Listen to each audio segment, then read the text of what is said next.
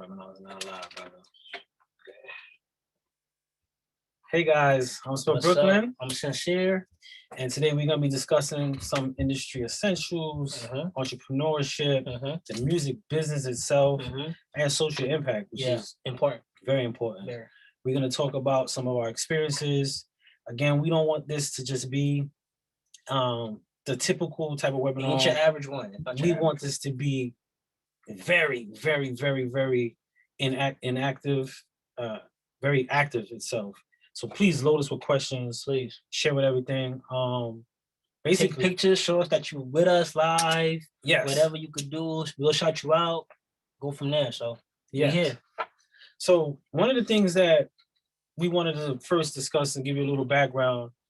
We both started off as artists. Yes. And with the artists, our main concern was our expression. We wanted to get our expression. Indeed. And one of the things that we like to express to a lot of people who are pursuing anything in the music business, everyone wants to get their passion and get in. And there's multiple different ways to get in. Yeah. Being said, there's multiple ways to get in. There are 100 ways to actually make your dreams come true. 100 of them. 100 of them. Yeah, 100, maybe millions of them. So being that we started off as artists, in the pursuits of that, you pick up and you learn things. And I want to correlate that with the essential course. There are things that you can pick up and learn as you learn that and keep your passion. So in our pursuits of being an artist, there's many mistakes we made. I made mistakes myself, signed agreements or actually a sync agreement with something that I thought was going to generate so much more money than I did, but I was happy with the outcome. Of course. Until a lawyer explained to me how much money I actually read your contracts, people. Yes, contracts.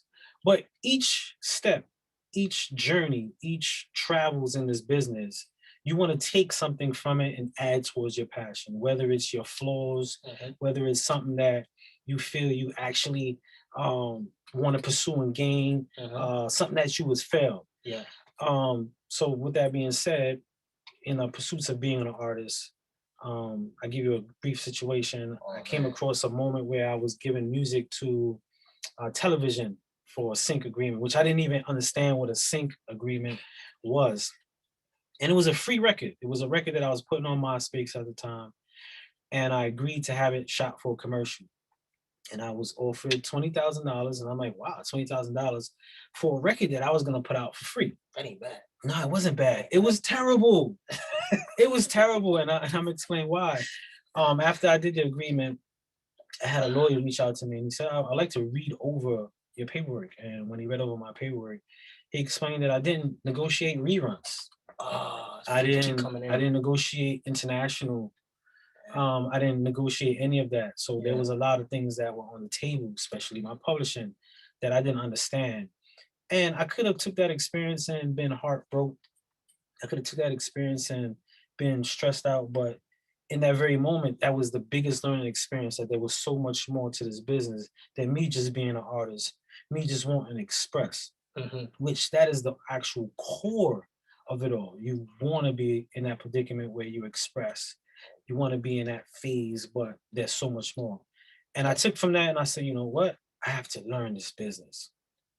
It's not just about me wanting to pen my career, pen my songs. And that's when I started to dabble the importance of songwriting. I started out as a rapper and I realized that back in the 90s. Yes, Eesh. yeah. I don't want to say my age. Sorry, I just remember. But I started out penning songs for other genres and starting to understand how other genres work, how other song structures work. And I never understood how important it was to brighten your horizons to different aspects of the music, of the music industry and so forth. And that's when I started to understand this thing that I love, this thing that I was passionate about was just bigger than my expression.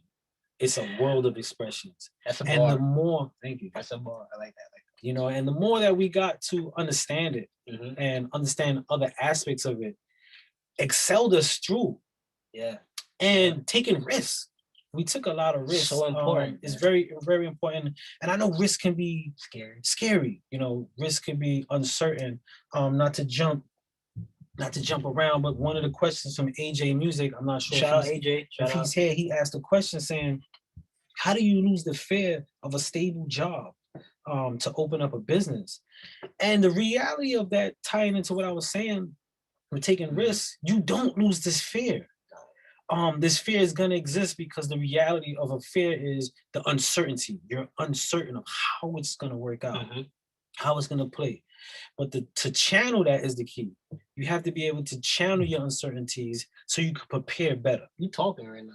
You know, you teaching. Man. No, because being a creative, I know how many of the listeners today, I know there's probably many people that's watching today who own record labels, own studios, or don't own anything, that are just solely artists and creatives, or there's people who are interested in this field and want to know. So, you know, I want to target those things of reminding myself as a creator, because that's one thing that, and I suggest this to anyone pursuing in this field, is never forget the beginning creative you are. Because the moment you forget that, it gets gray. Yep. You don't love it no more. It gets gray. You don't love it no more. There's some stuff on the side. But so when you channel in your fear, you want to channel that in a sense where you can add that towards your goal. And I know jumping from your dreams and passions to something that's stable like a job is fearful. But in preparation of that, you can take your time. Yeah. Set a little bit aside for that, just in case you have to utilize that. And also you want to give yourself that mental comfort where you can say, if something did happen, I have this prepared. That kind of eases your sense of, I want to pursue it. Because if you wait, and I always say this, if you wait for the right moment, it might not ever happen. A lot of right moments happen because you stepped into the uncertainties. I like that. You stepped in. Sometimes wrong moments create right moments because you learn an experience. You learn something, okay, this is not going to work. And then you're introduced to a whole new mind frame, a whole new process. So that's another thing. And to tie off the rest of his, you got something? Yeah. Someone, Alan said, what advice would you all give to someone highly interested in and passionate about A&R? My advice would, and the thing about A&R, and to be truthful about A&R. Good question. That's a great question. One of the things with A&R, which a lot of people have, there's no real guidelines to it. No. You know, you could sit in front of 90 different A&Rs and get 2,000 different answers, and get the 2,000 different answers from the same 2,000 guys the next day. But what I would say is sharpen your tools. Like me and my partner here, we're A&R consultants. We didn't just jump to A&R consultants. We started as producers. We opened up our own studio. We started intertwining with artists. We started songwriting. We started even doing instructional stuff. We started to engage artist development. Even tie in Yellowbrick. Even with the artist development we do, the A&R consulting that we do, we still went and took the course ourselves. Yeah. It's endless amount of information that you could gain. So my advice to anyone was sharpen your tools and gear your perspective. Especially in A&R. We're in a data time. Yeah. You know, a lot of people chase data. It's different. Chase that. Oh, he has 100,000 views. He's hot. When if you look at the times of like James Brown or Michael Jackson, Whitney Houston, those numbers didn't matter. It was talent. Yeah. My suggestion to anybody pursuing A&R is merge those worlds. Merge the worlds of pure talent and gut feeling with data. Because at this day and age, a lot of data is what's being superseded over talent. And that's where it gets great, because if you want to, tag a negative to data, I will watch 100 different things for free, even if it's, ludicrous. Like, if it makes no sense, that doesn't mean I prefer like it or I would spend my dollar. That's a fact. So you got to be careful with, how your perspective of music and how you gear it. And that would be my advice to anybody who's trying to pursue in the music business. Okay. Well, thank you, Alan, for that question. Yeah, most definitely. Shout you out, man. Y'all follow him. To tie into the fear and, superseding and going into your passions, Michaela also stated, I have a company incorporating entertainment of training and I need to find a place for recording, a recording label, dance, and free public space. What are the types of paths that I could go for funding? And when it comes to funding, it's very intricate. A lot of people, and I say this a lot to a lot of people who's asking, people to basically buy into their dreams. We ask for money from everywhere. Yeah. Yeah, I got this dream. We have to target your prospective locations that tie into your prospective thought. So if I'm recording a studio and I'm giving out free classes, I might want to look into organizations or foundations that are big in arts for, the neighborhood, or arts for centers who are willing to invest. Another path is partnerships, tying it to someone who has the same goal, passions in you, and you could build. Yeah. But the biggest funder, the most important funder in anything you're doing has to start with yourself. Yep. You have to. At the time before my studio was built, I worked at a laundromat. I was making $160 a week. I saved $60 a week. I can't tell you for how long, until I had enough. I had $1,200. I went on Guitar Center and I saw a kit, the bundle. It was the trackboard, speakers, mic, and a headphone. And it cost exactly $1,200. That was everything that I owned. That was everything that I had. I didn't have my own place. I didn't have any. Basically, that's all I had. And, I told a few people about it, and they're like, are you crazy? You're going to spend everything you have on studio equipment? And I did it. That was the best decision I made in my life, even though I bought all the wrong equipment. Because, I bought all the wrong. I didn't know how the equipment worked. I didn't know what was parallel to what software. Yeah. I didn't know, but that mistake drew me into the direction I needed to go. And I was able to say, okay, I made this decision. I jumped over the hump and I invested in myself. And that was the first stages of my studio, which was this equipment and a refrigerator box upside down with a door cut in. And how long you had that? I had it for about a year before the basement and flooded. Nobody complained? No, I actually ran sessions. I charged $2 a session, and I saved $1. Good start. And that money that was saved went into Home Depot, and we bought sheetrock. And then we made the space bigger, and it grew even further. So bet on yourself, people. Yeah, bet on yourself. You have to start, because when people see this, the engagement for that grows even further. So you have to. The most important funding starts with yourself, even if it's just that dollar, or whether it's your time. And for those who are juggling their careers and their 9-to-5s, you have to be able to juggle that properly. The time that you can invest. I mean, I say this a lot to a lot of creators. How many times we went out and we partied, and we had a wild night, and we went to work tired and sleep the next day. If we didn't have to go to work, we would have went to sleep. Yeah. And I tell people, invest that same energy, even if you have to push yourself a little further.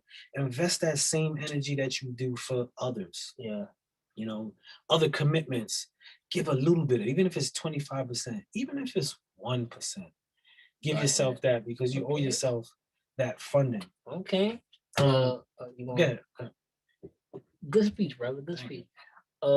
Anonymous attendee says, what advice do you have for high school students that aspire to be an artist in the music industry? For any high school student who's aspiring, again, like, the first steps is understanding your field. A lot of times we like to look at the end results. We've all done it. We look at the end results. Whether if I'm a rapper, I look at a rapper like, say, 2 Chainz, and I'm like, wow, I would love to be in his situation. I didn't know it probably took him 12 years of grinding, sleeping out of cars, or whatever the case may be to get there. We skip the stages. We want to go from A to Z very fast, because this is what's projected. So anybody in high school, I'll say, learn your field. Learn what it is that you have an idea of what you want to do. Whether, say, for instance, you want to be an A&R, look up A&Rs. Look up A&Rs who work with great talents. Yeah. Hear their perspectives. Not necessarily take them, but hear their perspectives to get an idea of what works with you. I see, put them all together. Yeah, if you can. Even that, if that works. Yeah. But get an idea of what it is, because as you travel in this industry, just like life, as you travel, your wants, your views may change. You know, I started out as an artist. If you ask me today, would I trade artist to what I'm doing now? I wouldn't. But at that very time, being an artist was What you wanted, everything because I looked a lot at the end result. I looked at the acclaim compared to what I can do and the access I had.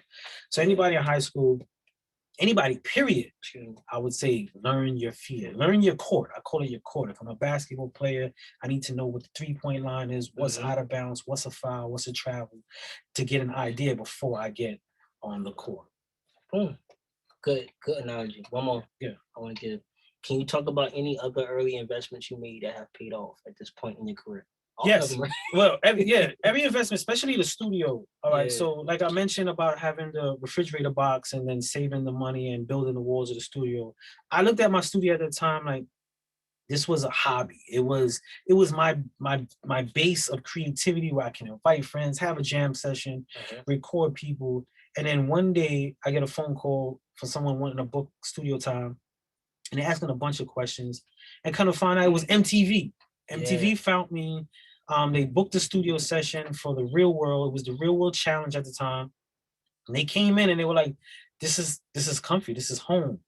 And then that's when I realized if I never took that step to invest in a place because I thought it wasn't where I wanted to be. It wasn't the big SSL board and I don't have 5,000 speakers and all this stuff. And because of where I limited what I thought and my perspective of what was a studio, I was cheating myself. It took someone outside to be like, yo, this is it. Yeah. We did that session, and from that day I was like, it's not necessarily how you fix something. It's the tools you have to do it. You know, I could screw a bike with my bare hands and get it. If I could get it as tight as possible, it's good just as much as a wrench. Yeah. A lot of times we get stuck on a wrench. So that investment of the studio,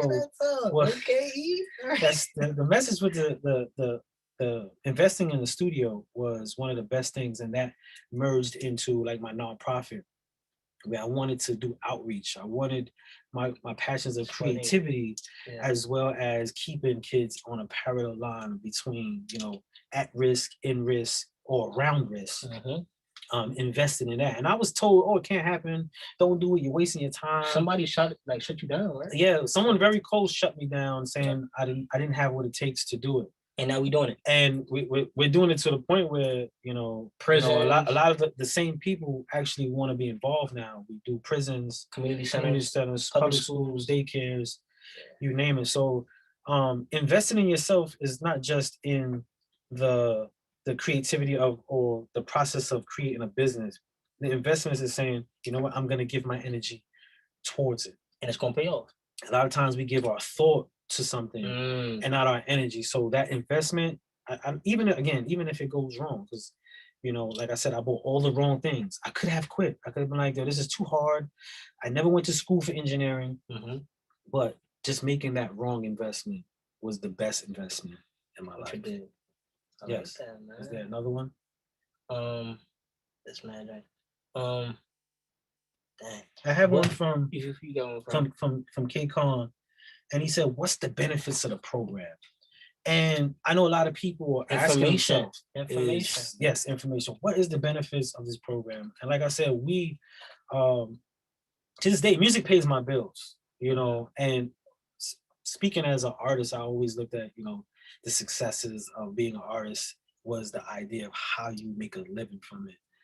And, the benefits of the program was the content that builds towards everything that you're already doing. This business is forever growing. And like I said, there's no true manual. There are things that stay the same parallel.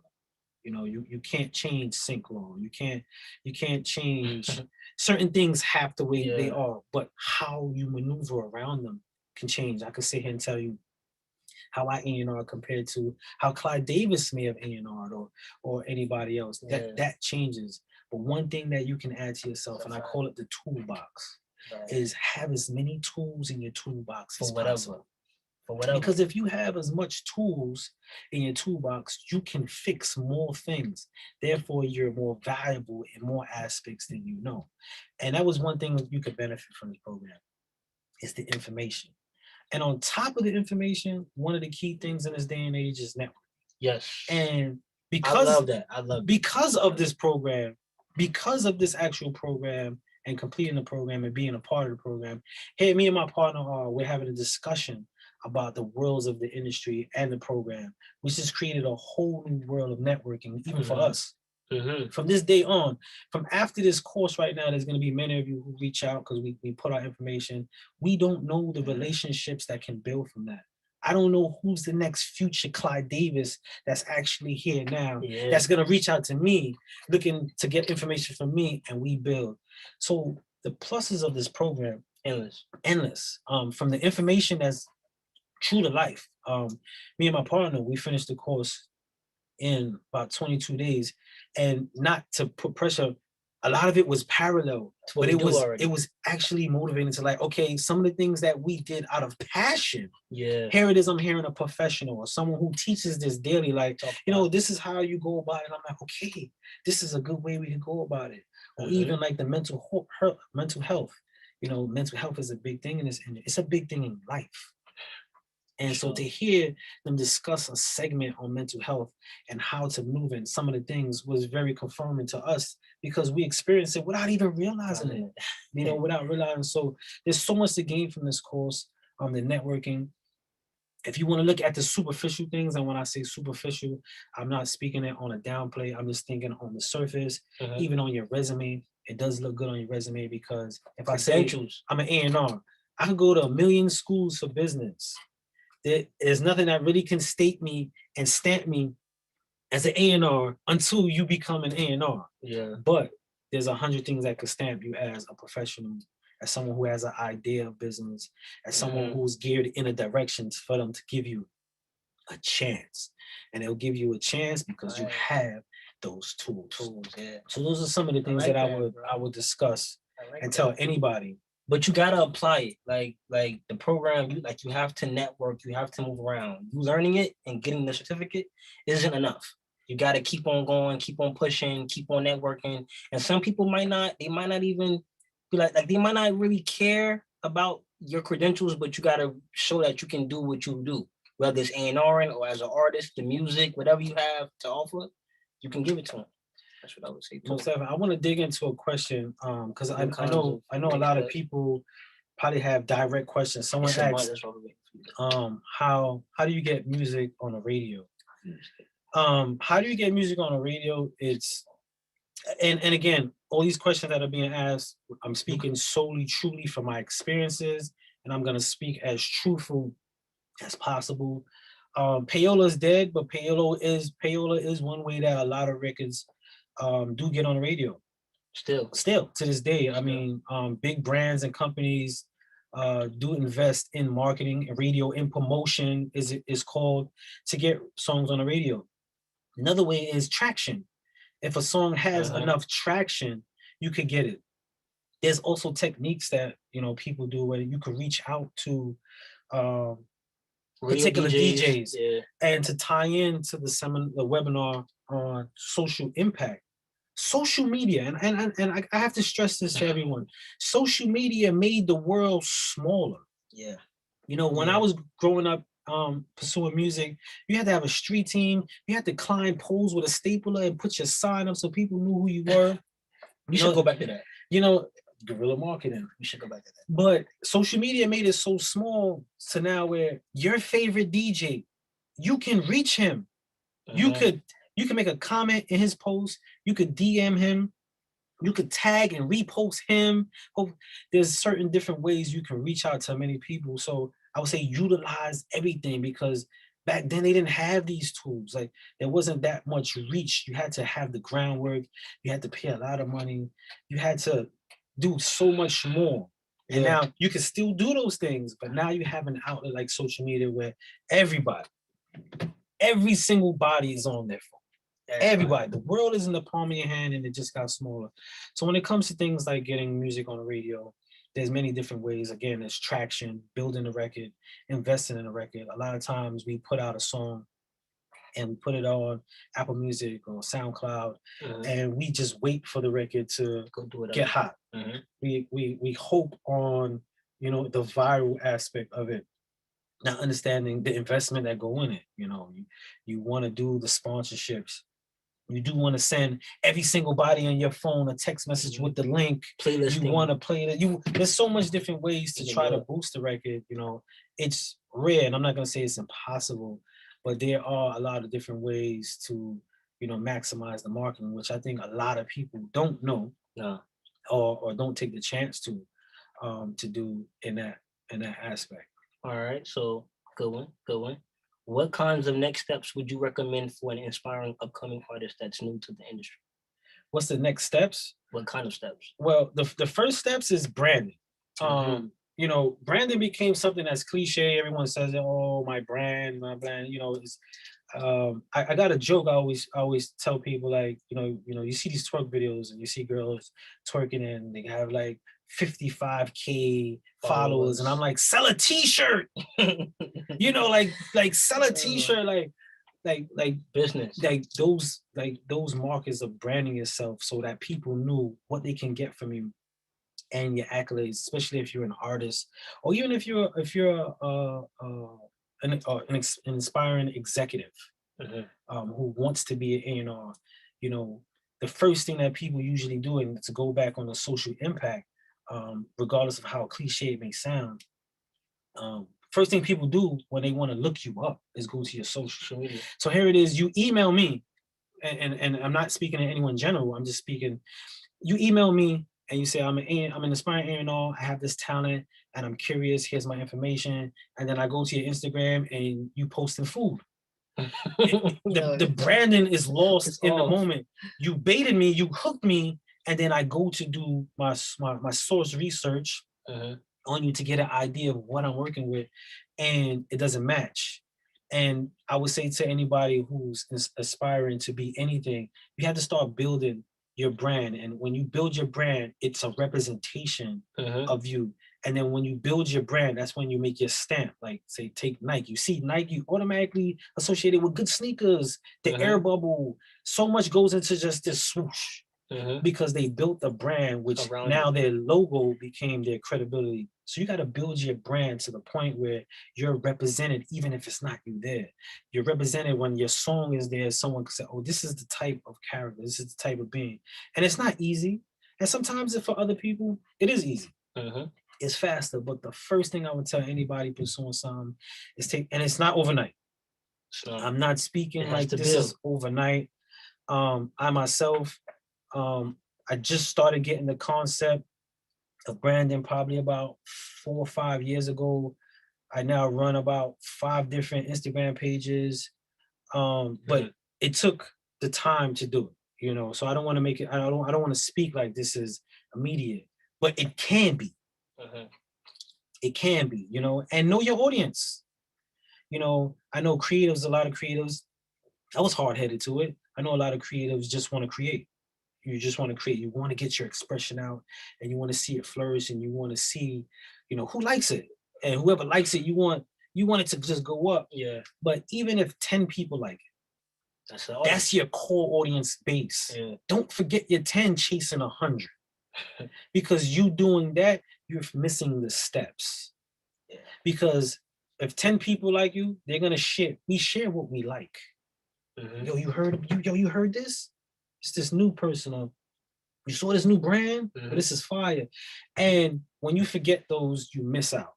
Yeah. So anybody pursuing, and I don't want to drag into that if I am, please keep the questions coming. But I would say build your brand, learn your audience, and give that essence to what your passion is about. Push that. Okay. Push that. Well, to add to that, the Goldie said, would you think it's better to have the brand ready when dropping first song? Sometimes, you know, I would never say no to that. It would most definitely would be a great thing to have your brand ready to drop, because you'll be more prepared. But sometimes you might pull the trigger per se on a record or an idea, and it morphs into your brand, because a lot of times as creators, we're still developing, especially as a new creative, we're still developing where we are with our music. And as time goes, it changes. You know, this is why, you know, some people are like, yo, I want Jay-Z to drop that Reasonable Doubt sound. you know, or your favorite artists now compared to when they first came out, there's a big difference. You know, so I would tell anybody, especially in brand, it doesn't hurt to have the brand and have everything going before you drop anything.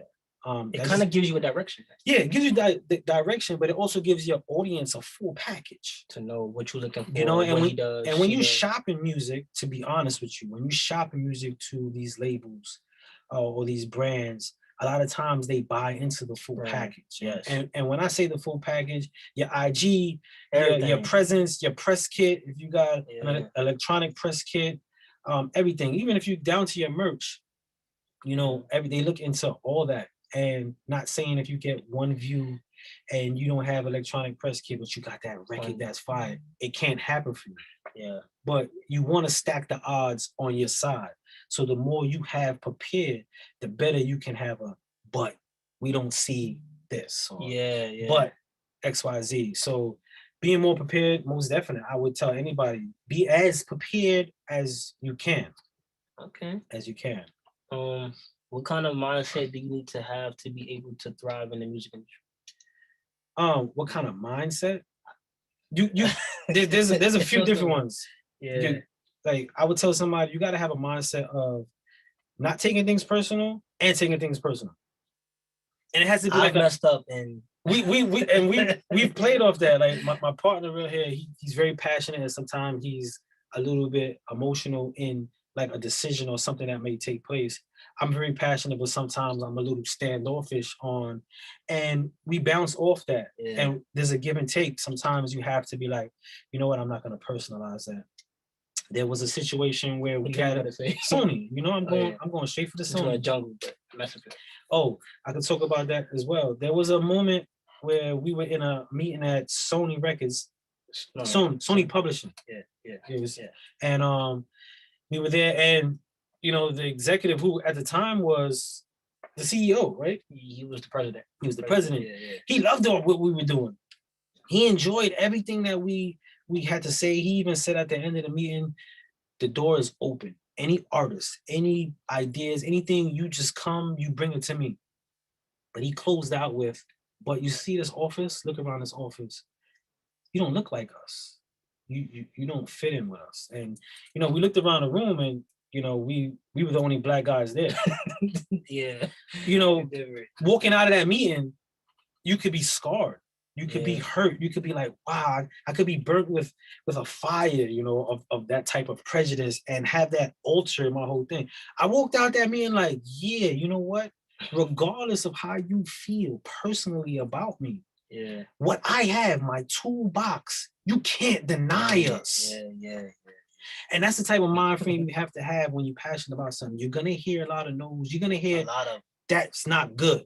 Yeah. That record, that idea, that artist, that's terrible. We don't even want nothing. And don't let that question your passion, which a lot of creatives go through it.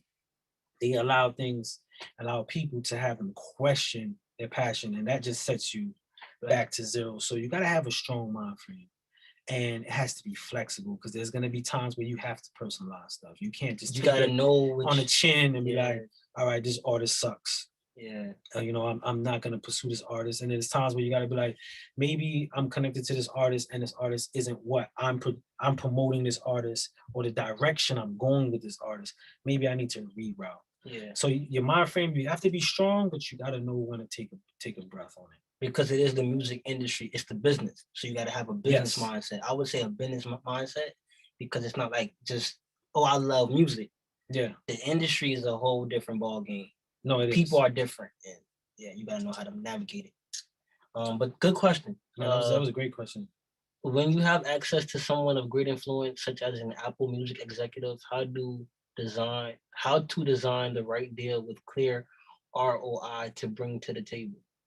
Well, honestly speaking, it's by leverage, right? It's leverage. Leverage is very important in this field of business, period.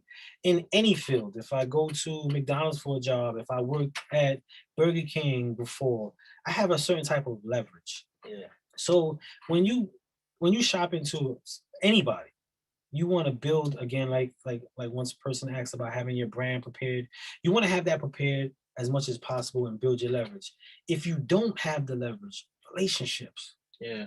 A lot of things happen due to relationships. This business is a who knows who might get to know you type of business. I like when you say that. It is. It is. Oh, This is crazy. why some executives, and not to poke holes, and again, we speak solely from our heart. We speak from a creative standpoint. A lot of executives are like nephews to a cousin, to a friend, or a good friend who went to school with this person, and they give them positions. So when it comes to shopping music, when it comes to shopping anything, on top of the leverage is just the preparation. You have to really be prepared in it. And when I say prepared, I just don't mean having the kit package. You gotta be prepared for a no. Yeah. You gotta be prepared for even if you have a relationship or access to that person. Because there's a lot of no's we received, and those same people have said yes, and have even said, you should have came to me first. When we've been to birthday parties. We've been to, yes, it would have been easy to just be like standoffish and be like, no, I'm not going back to you. I came to you first. You have to put it aside and understand we're still dealing with people. Yeah. And they have bosses. They have bosses and they have feelings. They have emotions. They go through mental health situations as well. Their dog died yesterday as well. There's different. There's so many different aspects. Okay, I threw a little humor. Yeah, I was like, but there's so many different aspects that we have to realize we're dealing with people. Yeah. We're dealing with people, and that goes in both ways. Where you might have an artist that I feel is better. I don't want you to shine. Those situations happen too. Yeah. So preparation and leverage. If you can set a leverage, that'll be key. Thank you for that, Janessa. Yes. And no problem. We got you. Joyce, I think I got her on Facebook in the group. Okay. What's up, Joyce? As an artist, how are we able to find the opportunity to obtain a sync contract? Okay, yeah. So one of the things with a sync contract, where one of the advice that I tell a lot of people who don't really know, if you do have money, invest in a lawyer who is in the business. And if you don't have money, the barter system exists to this day. Yes. There's been many situations where it's like, I got this idea, I got this record, want to check it out? Do you like the record? What do you think you can do it? I give you some points on the song. Why? And these are situations that get you into the music industry or get you into situations. The second thing I'll tell people, reach out. Reach out. People be like, yo, I got this song and I want to get it in a movie. Did you reach out to the producers of the movie? Did you reach out to, the person, the director, artist or actor in the movie? Reach out. And this is what is so important about social media. You can do it. There's been so many. I'll give you a short example. One night in my bed, I was going to sleep and I came across a T.I. post. This is when he was coming out with Trouble Man. He's the Trouble Man album. He's on a cover with the gun.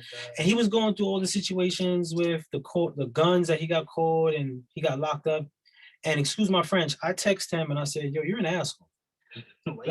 Because I was saying, he was such in a great position for his career, and then you still dabbling in stuff that could get you in trouble. There's so many artists and talents that want to be in that predicament. We're doing this, but he responded because he hit me with, "Hey man, you struck a nerve. Hey man," and we spoke for about an hour on business and how I don't want to put it his business at the time, but how he was losing his distribution and how B.O.B. was getting resolved by his distribution company, and he was sharing. Here it was, I was in my bed about to go to sleep, but and this is social media. This is T.I. Social media.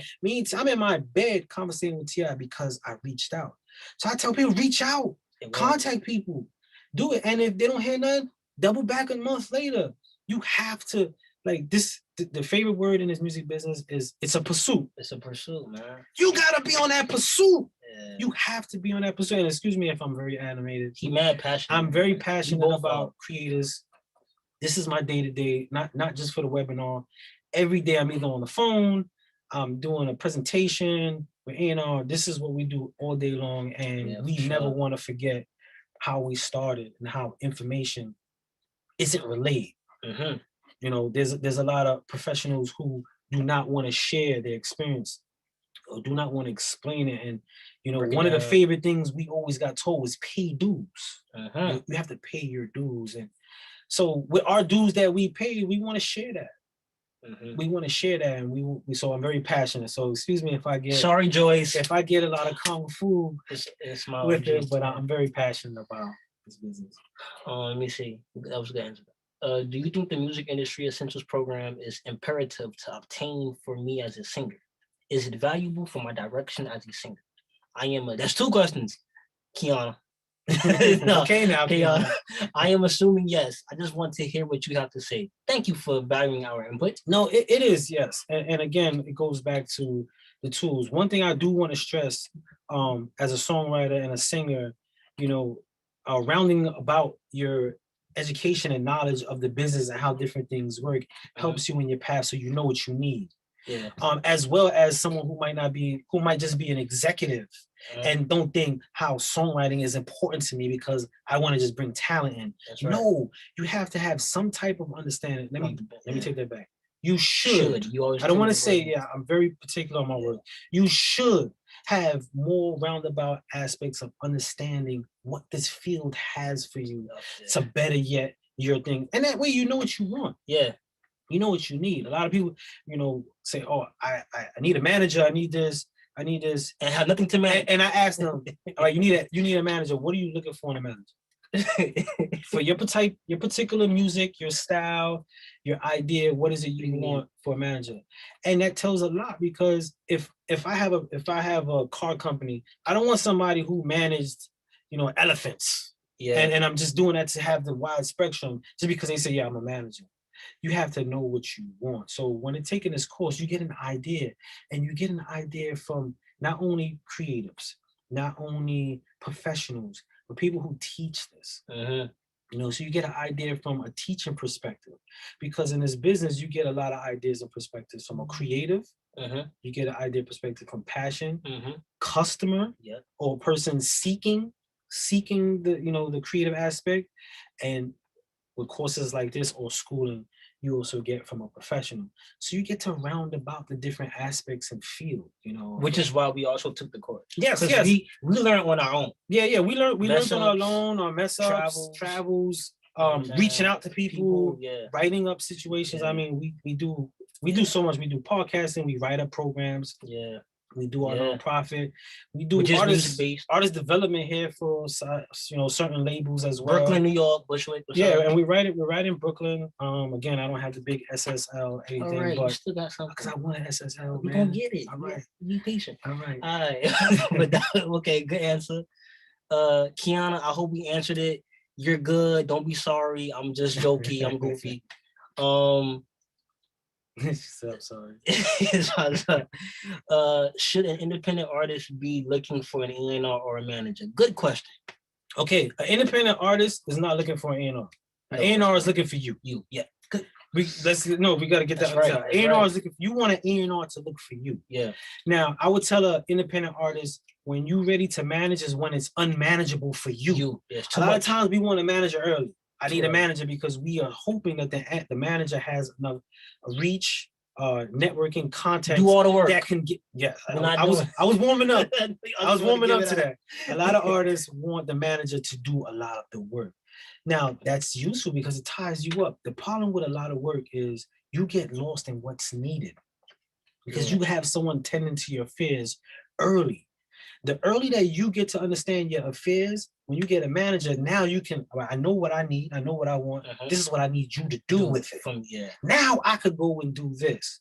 So I tell independent artists all the time, we get it every day. Management. And I'd be like, all right, you want management? He hates management. I hate the word management, even though I probably still do it. I do. I just word it different. Yeah. Like what an artist agreement. Yeah, agreement. Yeah.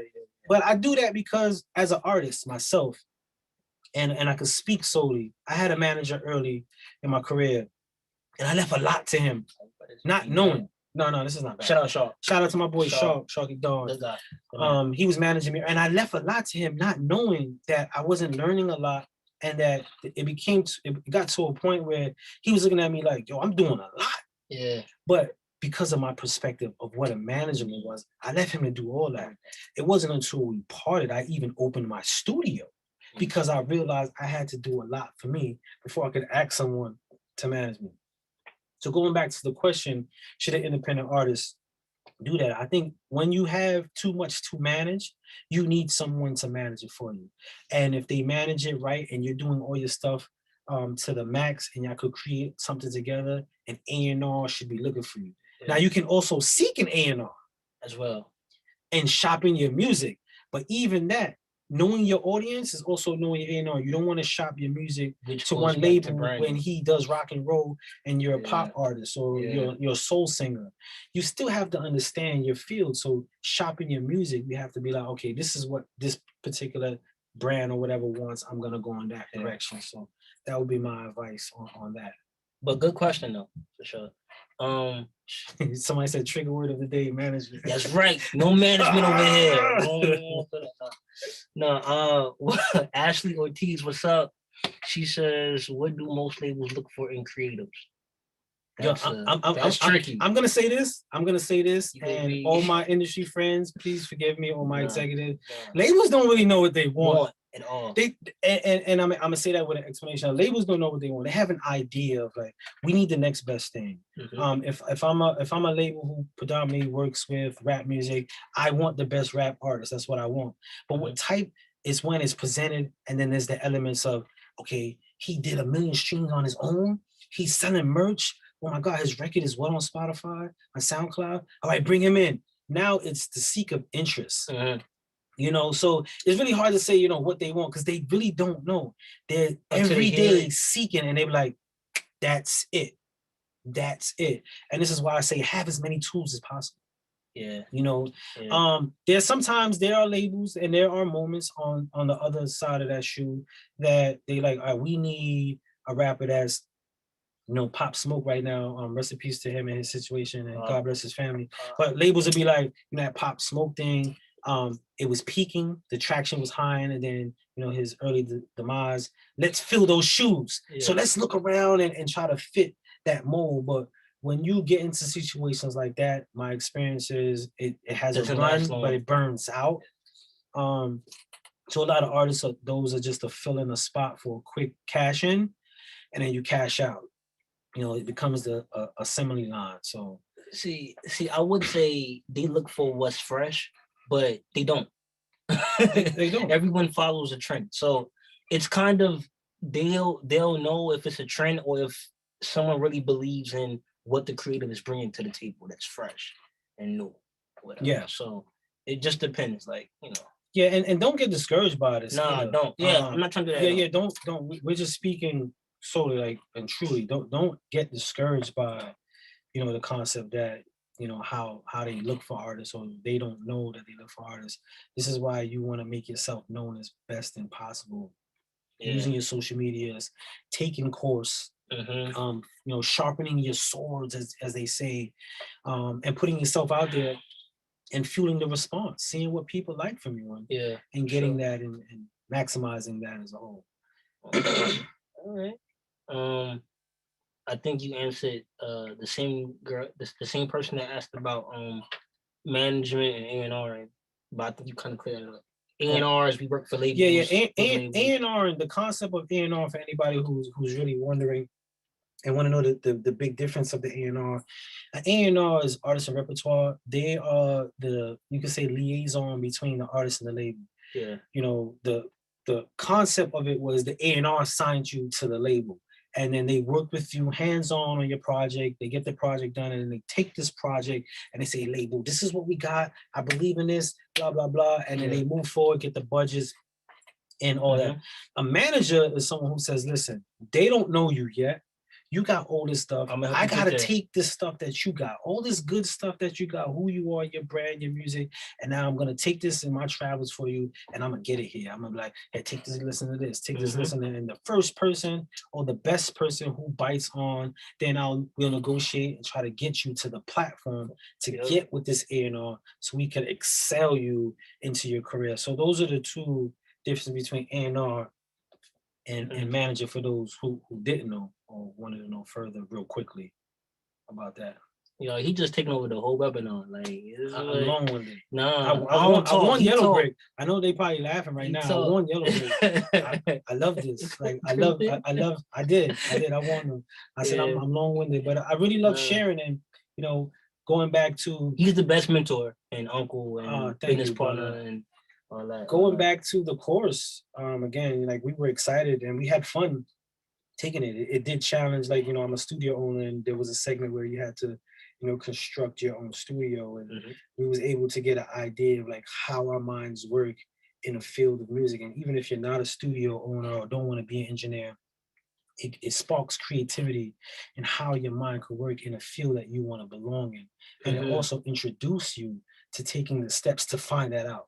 Because a lot of executives that I know don't engineer. They don't step They don't in. even be in the studio. I was just about to say they don't step foot in the studio, which in one sense that blocks them out in a sense to the creativity of a record. So with this course, you get introduced to so many different aspects. It creates a whole new, you know, it introduces you and creates a whole new aspect of an enjoyment in pursuits of your career. So that's why I wanted to tie that back into why we took the course. Man, Ashley is trying to get shouted out. Ashley said, I just got to see this. Ashley said, thank you for this. I learned some good tips, learning now how to put more tools in the toolbox. Per hands. Oh, that's my peoples. Yo, shout out. I saw the name. Yeah. Shout out to Ashley. I'm glad. So she know you. So it did like I shouldn't have blown that up. I thought it was gonna be. Love, but no, right? that's love. All that's right. love. Again, you know, even those who know me from Instagram or Facebook, me too. You reach out. I normally try to respond. It's been getting a little harder. So anybody I haven't been getting to, please forgive me. But I do get back to everybody eventually. Not me. That's different. That's different. No, I get back to you. But this is what's important in these conversations. And for anybody who's still questioning why Yellowbrick or what good could this program come to you, this brought us all here today. Like, even if you took part, I know there's probably some grads that's viewing, there's probably some people who's interested in taking the course. This actually brought us together right now and created an environment where we can have this dialogue and share. So that's just a quick example of how much this is useful in your career and adding to, again, your toolbox and sharpening your skills and further. So as you pursue the things that you learn from this and learn from each other, you could just add to it. So it can't hurt to have more. It can't hurt to have more. This is good. Facts. That's a big fact. For someone who is wanting, shout out Tristan, for someone who is wanting to break into the music business industry, I have been given a foot in the door due to my best friend recently being signed by Josh Bender, the Orchard and Why and How Management. That's your people. Yeah, you giving us the information. Okay. I've become close with their manager and she actually recommended this class. I was curious as to what the next steps may be. I currently have some college experience with no degree as well as this class.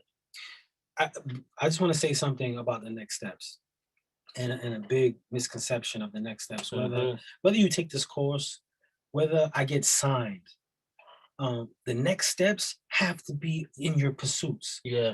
You could graduate from this course, and get your certificate, put it on your wall, and sit on your sofa. Yeah. It means nothing. You got a network. It means nothing. Now that you have this tool, you got to be like, hey, I got this. This is what I got. This is what I could do. You have to put yourself out there. And while putting yourself out there, you don't want to put yourself out there with nothing. Yeah. So now that you have these accolades, you have these tools, you have these experience, you want to put yourself out there and say, yo, this is what I know. This is what I can do. This is what I love. And people, that's when you give people the idea to say, okay, you have all this. This is something I could work with. This is something I could do.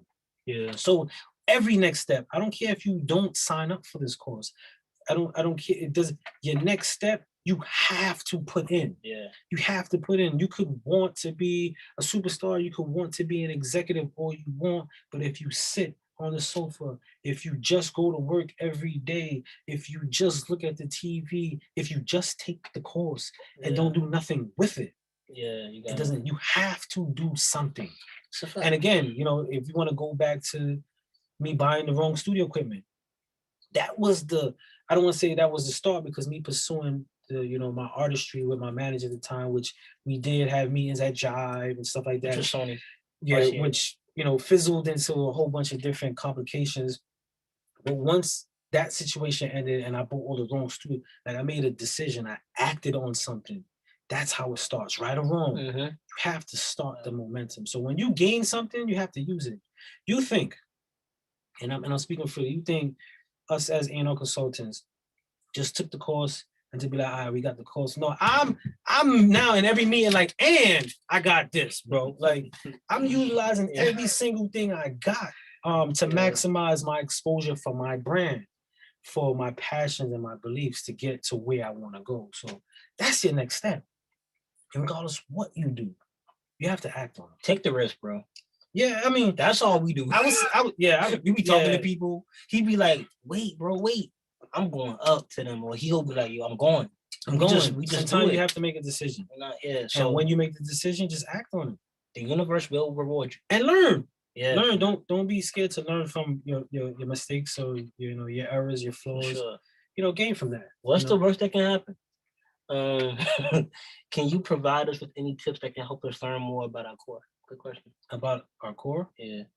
Now when you say our core audience, I'll answer. Cheyenne, she said help with learn more about our core. So if you want to learn, if you're talking about audience, and I'm gonna talk about audience or yourself. If you're talking about your audience, tips to learning more about your audience, who gravitates to you?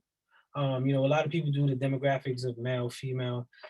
That's cool, but say for instance, I put out a record and I see that 90% of my views are in China. Then I realize that there's an essence to something that I'm doing that sparks there.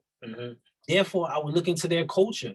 I look into their music scene. I look into if I'm doing rap, I'll look into their rap scene to see what identifies that they lures to me to get an idea of my audience. And then I could gear some of my passion in that direction to stimulate my audience. Yeah. At the same time, looking for the audience that I'm preferably trying to get to.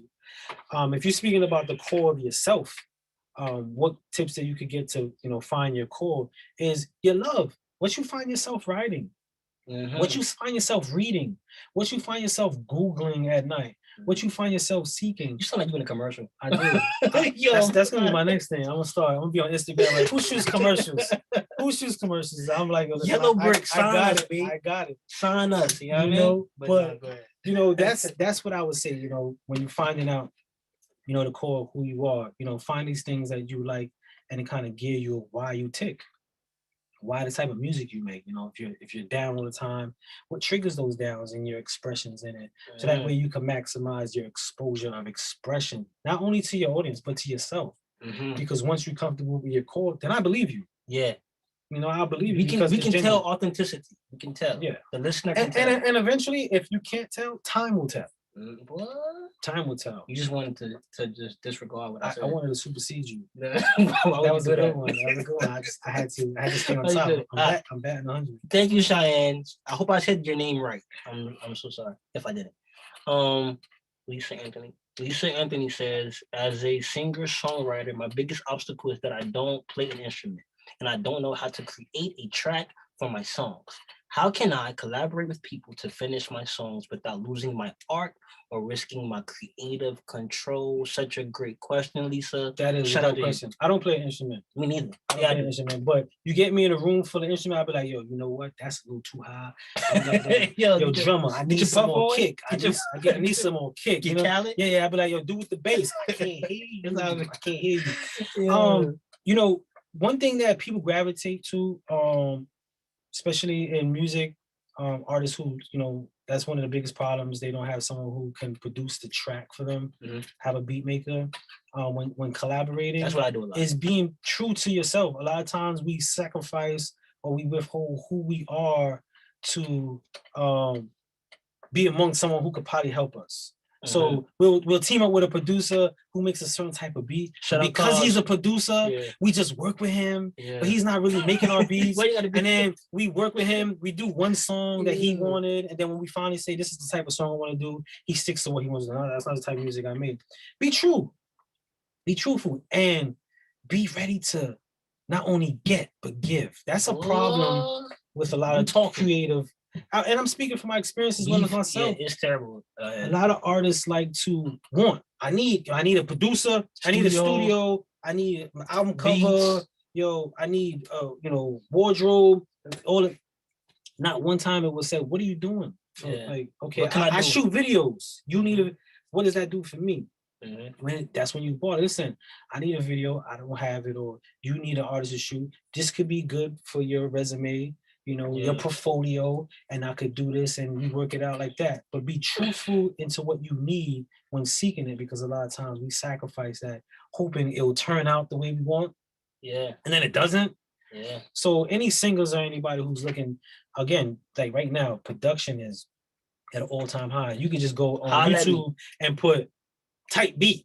Yeah. And you get a whole bunch of producers. Reach out to them. Yeah. Reach out to them. You don't got to take the beat. See what's their situation. Yeah. Talk to Be them. easy on taking the beat. Yeah. But talk to them and build that relationship, because just as much as you want and need, they do. A producer he's fiending for someone to be singing, rapping on his beat. Mm-hmm. He wants the same thing on the other spectrum. Find that and merge it. All right. Okay, it's fine. We're gonna go about, like, I want to get a lot of questions, so we're gonna go about 10, 15 more minutes. We're gonna be kind of light with the answering, so everybody can get the. We could go in and. I should be telling you that. We cool. You go all the way. All right. How important do you think it is to build your brand using social media? This should be quick. Sunstars, shout out to you. This is quick. It's very important. Again, social media is the new resume. It's your new business card. It's the first thing people go to you besides your email and number. If I need to know about you, I check your email. I go to your social. What's your social media? I look you up. Even if I don't know you, I type in the name and see if I can find you.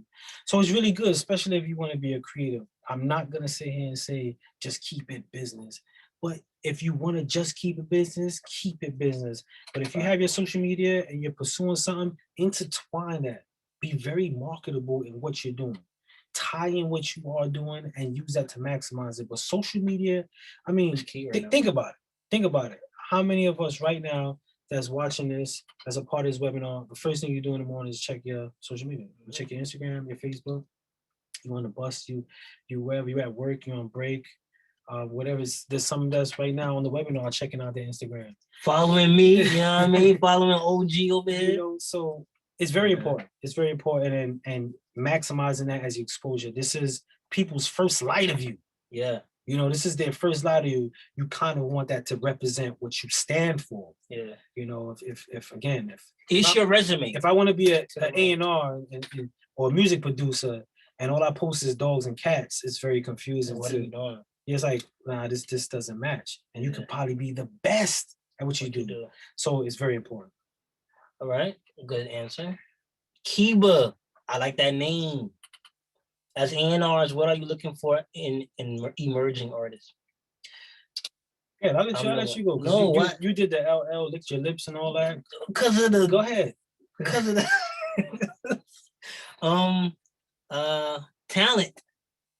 Talent. Dedication.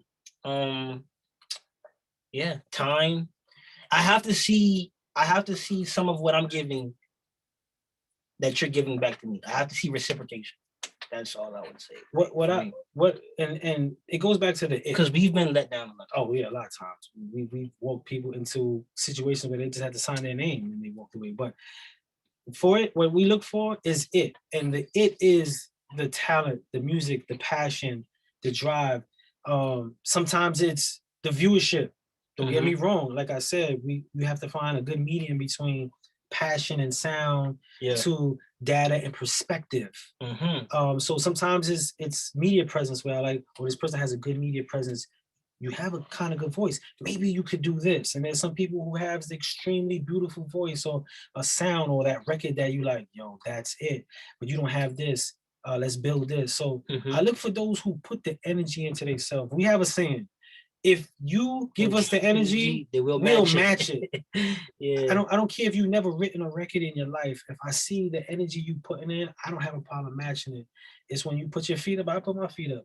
So when looking for, especially like artists that we shopped, we look for those that dedicate and invest in themselves and want to project that. It's easier for me to buy into it, believe it, or feel it. And if I don't buy into it, respect it, or feel it, I can't go to someone and say, this record right here is it. We're not car salesmen. We don't sell lemons. I like to sell apples if it's an apple. So what you give me, that's what we work with. That should be it. No, that's a fact. That's some ways you can reach out to artists. What are some ways? Shout out to Mr. Garcia. I don't want to Jose. I don't want to mess with your name, bro. But what are some ways you can reach out to artists and start to collaborate with them and make a break into the music industry? What's some of the ways? What Instagram is one of the ways, Instagram. finding out who's their manager, Yeah, reaching out through Yeah. emails. You know, a lot of managers are not celebrity managers. You know, there No. are celebrity managers who you reach out to them and fact. though. it's almost like you reaching out to the artists themselves. They have a request. I need red M&Ms or something. Yo, But yeah, no, I'm speaking the game at its most truthful. Reaching out to their managers or reaching out to people that's close.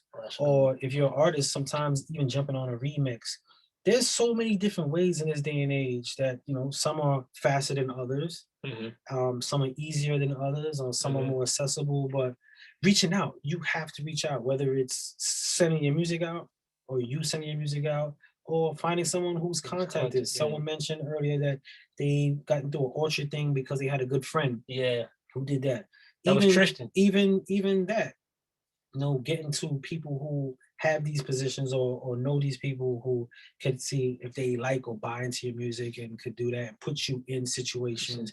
But even that, you have to put yourself out there, and you have to reach and double backing to, you know, the basis of entrepreneurships and all that. You know, entrepreneurship isn't just I got a company and a building that's doing good. You know, entrepreneurship is the idea of doing for yourself to, you know, build into, you know, this empire. Whether you have a tax ID or not, you can be in that entrepreneurial mindset, and you have to have that invested in yourself, even if you work a 9 to 5. You have to have that. So that's what I would say, you know, putting yourself out there. All right. Jeffrey says, can you touch on the importance of artist development, especially nowadays in the microwave era? Oh yes, microwave era. I love the way he worded that, because it is a fast food service now. The, you know, labels have a bad habit of chasing the smoke. If it's hot and we see smoke burning over there, we run over there to go get it. One thing, artist development, and this is what we love to do. We do a lot because a lot of times you'll have a talent that can sing. Their voice is amazing, but their performance or their recording isn't. Or you have somebody who's so animated and they can't record to save their life. Artist development comes with a big trust between whoever's developing and who the artist is. And on both sides, you have to be careful of how you merge those worlds. If I'm an artist, I might go to someone who's developing in a particular style that's not my style. All development is not the same. And if I see someone that I might be developing, I have to know when I have to say, it ain't working for me. You're not giving me the energy. Not that you're not good. You might not be the best, but you might be best for someone else. But this is not going to work. So merging those worlds, you have to understand, and that goes back to, like someone mentioning, your core and what you want or need, just like in management. Like in management. That's great, bro. Okay. Jess, what are the next steps after the program? Are there any new opportunities available for people trying to get into the business? You want there's always opportunities. There's always, like, even if you check right now, like, just to put this out there to anybody who's interested or who can get it. Warner is looking crazy right now. You know, Warner Music is every day they're looking for some, you know, assistants. So there's so many opportunities, but again, those opportunities usually get netted by those who have less holes. You know, you got less holes in your net, you could catch so much more. And that's what, you know, adding to your toolbox is creating less holes in your net so that you could catch something, you know. And the next steps, if anybody, I say to anybody again who took this course or not, or someone, maximize utilizing this course. Maximize it, you know. That certificate is maximize it, and you can make it even more powerful depending on how you use it, how you utilize it.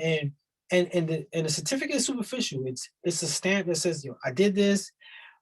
But in this business, sometimes you have to use the superficial aspects so they could get past it and be like, and I got it. And I could do, and I love, and I have this passion. So I tell anybody, your next steps is everything that you have, all your tools, use them. Use them and let people know you can use them, you know, and that's your next step. Because if you're just waiting for it to do something for you, it's not. you graduate and then the next day you're in Rock Nation's building, that's not gonna happen. I miss Rock Nation. Sorry. But I'm gonna tell everybody, like, yo, just network, because that's all I do. Network. Yeah, networking is key. I was doing that before the program, and we was doing that, we were doing it after. So it's just I was about to say April. Akil, man, forgive me, y'all. Please forgive me. I'm from down south. How did you build up your first roster of artists? I wasn't here. The first roster of artists I did, once I branded into the studio and started to create to release music, was friends. A friend of mine, she's like, yo, my cousin raps. Let me check out your cousin. It was relationships. And then they introduced me to, yo, there's this kid around the block that I know. And then you come and then you kind of go from there and merge. And then that builds into the comfortability of now you start to seek people that you don't know. Yeah. But my very first call of rosters were people that I knew. It was easier to communicate with them. It was easier to, it was less red tape to explain what I'm doing, what you're trying to do. It was like, okay, you know what I'm doing. You know where I'm at. This is what you're doing. Let's collab and let's see how that works. And even though a lot of those artists, if not all those artists, from my first time or producing or on my roster, I don't work with, there was an experience level that I took from that, more tools that I took from that I was like, okay, I learned from this. Let me go to the next artist. And that actually built me into, how to properly or productively, I don't want to say properly, productively artists develop. Or, be in our consultants where we're trusted to bring in a talent or play somebody's music or something like that. So that's what I would say to that. That's valid. What is the possibility and success rate of an African professional and or artist making it in the global music market, specifically in the US? Shout out to you, my brother. I'm gonna answer this for real. You know what I'm all jokes aside. Being African American, period, in the U.S. is serious. We know and have seen throughout the times, and I'm not saying this to be a down. I'm gonna make my point. Seeing the climates have changed from then now. There's been so much, even through protests, so much going on. It's been difficult. So when you're entering a field with that essence already, is very difficult. And then to maximize it globally in a small field, because we look at United States like it's the world. It's not the world. There's so much more to it. But you look at how being African American in this world, USA, is to get it globally, to get past that is very difficult. But I would always say this: to maximize your opportunity exposures. If you think being at a level 7 in your work ethic is it, then you got to push it to 9. You got to push it to 8. You have to push the limits. And this is, again, I can't stress enough. This is why education, knowing networking, and all these things add to the acceleration of that, or even the proper due judgment for your talents. I mean, I express how we were told because of how we look, we weren't able to be a part of something, but our work was. Yeah. Those are small examples of why, but to make it in a global market, especially if you sign to a label, it takes more than just talent. And I'm gonna be honest with you, it takes the label actually putting in the marketing dollars. It takes you understanding that as well. It's a big, your brand. Like Burna Boy went through your audience, one transition and to another one. So it takes a lot into the aspect. Like, it's not just the talent. The talent is the core, and it's like, what can we do with this talent? Where can we get this so other people can like it? And so it's a lot of aspect of that. But again, I can't stress enough, just adding to what you do to the most. All right, we're gonna do two more. We're gonna do two more. Any advice for someone who wants to get into publishing area of the industry? Yeah. Good question. Now, when you want to get into publishing, I would suggest teaming up early with a songwriter now. Trying to get into publishing, improving yourself and publishing, as they say, naked with no talent is gonna be very difficult. It's like, what makes you great for getting into publishing? And that's if you're not a songwriter. If you are a songwriter, build your catalog now and start shopping it. Do your paperwork. Understand your artist society. If you can create your own publishing company through these artist societies, set yourself up now so that way when you're presented or have those opportunities, you can. But I would say start what you call, create some music that you want to actually have the world or have examples of. So that way you have something to get into the publishing company or publishing realm. Whereas if someone could say, I'll give you a publishing deal. Or if you creating your own publishing deal. But don't forget the basics. You know, you need the material to flourish into these deals. So I'll tell anybody, you know, especially if you're not an artist, find someone you can build with and build that catalog. Okay. Last one. I wish we had more time. Gwendolyn, why are you trying to start with me? Just follow me and let's talk. Like, get at him. Network how? Like, yeah, that's right. Network how? You know. The last one. How has your initial dream changed over time? We just was talking about this. My initial dream changed because I love this one. I love this. I'm on go. Bro. I'm on go. And I said 15 minutes. My initial dream changed. My idea of growing up pursuing music was I wanted music to pay my bills. I wanted to be free in my expression. I wanted my perspective of expression was and how I could monetize it and live the life that I wanted to. That changed as I learned through the business.